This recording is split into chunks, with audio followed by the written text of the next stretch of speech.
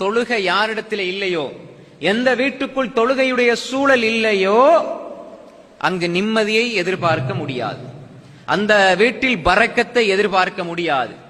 தொழுகையை தொழாமல் ஒரு பிள்ளையை நீங்கள் படிக்க வைக்கிறீர்கள் என்றால், சாப்பாடு உணவு கொடுக்கிறீர்கள் என்றால், அந்த பிள்ளை வேணுமென்றே தொழுகையை விடுகிறது. ஆனால் நீங்கள் இந்த பிள்ளை படிச்சால் போதும் என்று உணவு கொடுக்கிறீர்கள் என்றால் ஒரு வகையில் இது பாவம். தொழாத காஃபிருக்கு நீங்கள் உணவு கொடுக்கிறீர்கள். அல்லாஹ்வுக்கு மாறு செய்கிற வேண்டுமென்றே தொழுகையை விடுகிற ஒரு காஃபிரை நீங்கள் உருவாக்குகிறீர்கள். தொழுகையை விடுவதற்கு ஒருபோதும் நீங்கள் அனுமதித்து விடக்கூடாது. நீங்களும் தொழுகையை விடக்கூடாது, உங்கள் பிள்ளைகளுக்கும் தொழுகையை விடுவதற்கு அனுமதி கொடுக்க கூடாது, உங்கள் மனைவி மக்களுக்கும் தொழுகையை விடுவதற்கு அனுமதியை வழங்கக்கூடாது. இது உங்கள் குடும்பத்தில் இருக்கிற நிம்மதியை சீர்குலைத்துவிடும்.